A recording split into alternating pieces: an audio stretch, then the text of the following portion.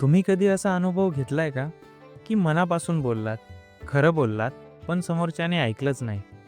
एखाद्याला मदतीचा सल्ला दिला, पण उलट तो तुमच्यावरच रागवला. तुमचं काम, तुमचं म्हणणं दरवेळी दुर्लक्षित झालं. खरं सांगायचं झालं तर आपल्याला शाळांमध्ये गणित, विज्ञान, इतिहास शिकवलं जातं. पण लोकांशी वागण्याची कला ही आपलं आयुष्य घडवणारी गोष्ट कुठेच शिकवली जात नाही. आणि इथेच डेल कार्नेगी यांचं how to win friends and influence people हे पुस्तक आपल्याला एक नवीन दृष्टी देतं. हे पुस्तक म्हणजे लोकांचं मन जिंकण्याची, विश्वास निर्माण करण्याची आणि सकारात्मक प्रभाव टाकण्याची जिवंत चावी आहे. आणि आजचा व्हिडिओ आहे या पुस्तकाच्या समरीमधील पार्ट 1, ज्यात आपण शिकणार आहोत fundamental principles of handling people मधील पहिल्या 3 तत्वांची खोल समज, खरी उदाहरणं, जीवनात घडलेली प्रसंग आणि विचार करायला लावणाऱ्या कथांमधून. जर तुम्हाला असं वाटत असेल की लोकांनी तुमचं ऐकावं, तुमच्यावर विश्वास ठेवावा आणि तुमची उपस्थिती लक्षात घ्यावी, तर हा व्हिडिओ शेवटपर्यंत नक्की पहा, कारण ही आहे पेज टर्नर्सची सुरुवात, आतून बदल घडवणारी. चला तर मग सुरुवात करूया या अद्भुत प्रवासाची आणि पाहूया माणसांची वागण्याची पहिली मूलभूत गुरुकिल्ली, जी एकटं हेच तत्व पाळलं तरी तुमचं आयुष्य बदलू शकतं. प्रिन्सिपल 1. डोंट क्रिटिसाइज, कंडेम और कंप्लेन. टीका करू नका, दोष देऊ नका, तक्रार करू नका.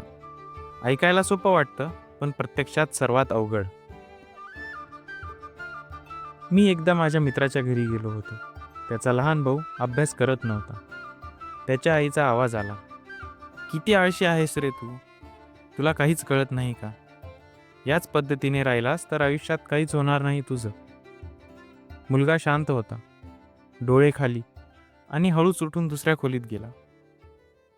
त्या दिवशी मी काही शिकलो नाही, पण एक गोष्ट मनात खोलवर बसली. टीका माणूस सुधारत नाही, ती फक्त माणसाला दूर करते. डेल कार्नेगी काय म्हणतात, कोणीही स्वतःला चुकीचं मानत नाही. म्हणून जेव्हा तुम्ही त्यांना दोष देता, तेव्हा तुम्ही त्यांच्या आत्मसन्मानावर घाव घालता. विचार करा, एखाद्या व्यक्तीने उशीर केला आणि तुम्ही लगेच बोललात, तुझ्याकडून काही वेळेवर काम होणार नाही. या वाक्याने ती व्यक्ती सुधारेल की अजूनच रागवेल? टीका म्हणजे आरशात ओरडणं आणि अपेक्षा करणं की समोरचा शांत होईल. ऑफिसमध्ये एक कर्मचारी आहे जो सतत चुकतो. जर बॉस म्हणाला, किती वेळा सांगितलंय रे तुला, डोकं नाही का वापरत, तर तो कर्मचारी एकतर दहशतीत काम करतो, नाहीतर नोकरी सोडून जातो. पण जर बॉस म्हणाला, आपण एक छोटासा बदल करूया, मला खात्री आहे हे तू करू शकतोस, तर तोच कर्मचारी अजून जोमाने काम करतो. मनात ठसवा, लोक नुसत्या बोलण्याने बदलत नाहीत, ते तेव्हा बदलतात जेव्हा कोणी त्यांच्यावर विश्वास ठेवतो. यातली शिकवण काय? तर टीका करणं सोपं आहे, पण समजून घेणं ही खरी शिस्त आहे. जिंकायचं असेल तर शत्रू नाही, मित्र तयार करा. टीका थांबवा, समजून घ्या, कारण मन जिंकण्याची सुरुवात ही शब्द जपण्यापासून होते.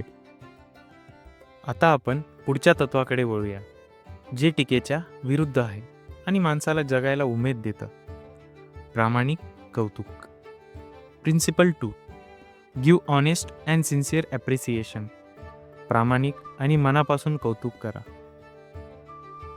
जर टीका माणसांना तोडत असेल, तर कौतुक माणसांना उभं करतं, वाढवतं आणि त्यांच्यात नवी उमेद निर्माण करतं. आणि म्हणूनच डेल कार्नेगी सांगतात, give honest and sincere appreciation. प्रामाणिक आणि मनापासून कौतुक करा. आता एक गोष्ट ऐकूयात, सावलीत वाढलेल्या कलाकाराची. एकदा एक मुलगा वर्गात सतत शांत बसायचा. शिक्षक त्याला कायम दुर्लक्षित करायचे. काही नाही जमत याला, असं म्हणून त्याचं नाव कधी घ्यायचेच नाही. एक दिवस कला शिक्षक त्याच्या वहीत एक स्केच बघतो आणि थांबतो. म्हणतो, तू हे स्वतः काढलं आहेस का? कमाल आहे, तुला चित्रकलेत खूप पुढे जाता येईल. त्या एका वाक्याने त्या मुलाच्या आयुष्याचा थरकाप झाला. तो मुलगा पुढे जाऊन एक ग्राफिक डिझायनर बनतो आणि आजही सांगतो, त्या एका वाक्याने मला वाटलं, मी काहीतरी खास आहे. यापासून आपण शिकलो की माणसाला भाकरीपेक्षा जास्त गरज असते ओळखीची, आत्मसन्मानाची आणि एखाद्याच्या नजरेत स्वतःचं मूल्य दिसण्याची. आता आपल्या घरामधीलच उदाहरण घ्या. एखादी गृहिणी रोज घर सांभाळते, स्वयंपाक करते, घर स्वच्छ ठेवते, पण तिला किती वेळा आपण म्हणतो, तुझं काम खूप जबरदस्त आहे, तू घराचा खरा आधार आहेस. एकदा तरी मनापासून हे म्हणा. तुम्ही तिच्या चेहऱ्यावर जे पाहाल ते पैशांनी विकत घेता येणार नाही.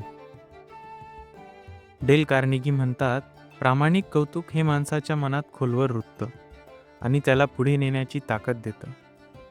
पण एक फरक लक्षात घ्या, कौतुक म्हणजे चापलुसी नव्हे.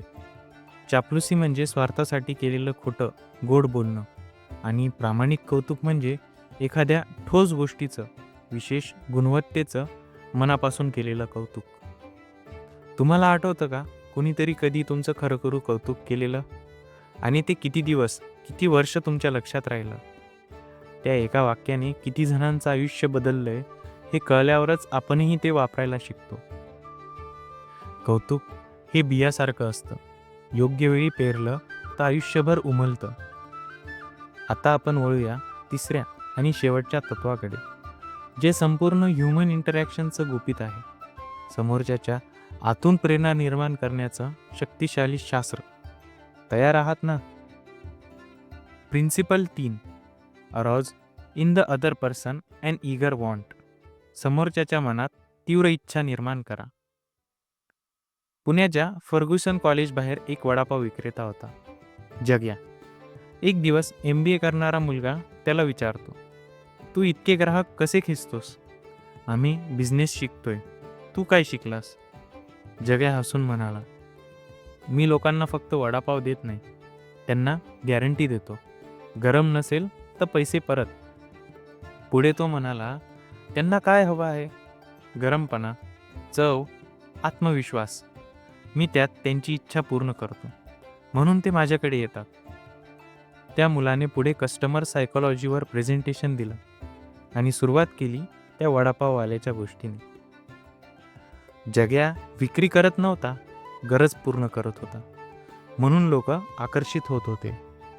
एका HRने एकदा टीमला विचारलं, जर मी तुमचं काम ॲप्रिशिएट केलं पण तेच सिनियरनेही केलं तर कशात जास्त थ्रिल वाटेल? सगळ्यांनी एकमताने उत्तर दिलं, सिनियरने. मग HR म्हणाली, मग या क्वार्टरमध्ये जो ही बेस्ट परफॉर्म करेल त्याला CEO कडून पर्सनली ॲप्रिसिएशन मिळेल. काय झालं? कंपनीची प्रॉडक्टिव्हिटी दुप्पट झाली. लोक कामासाठी नाही, ओळखी आणि मान्यतेसाठी मेहनत करतात. त्यांची इच्छा ओळखा आणि तीच प्रेरणा ठेवा.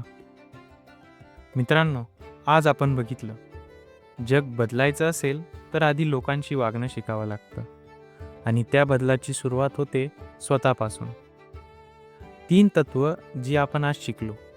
पहिलं, टीका, दोषारोप आणि तक्रार न करता समजून घेणं.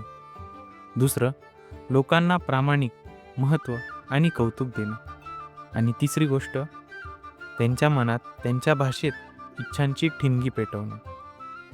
हे तत्व कोणासाठी तरी नाही, ते तत्व आपल्या सर्वांसाठीच आहेत.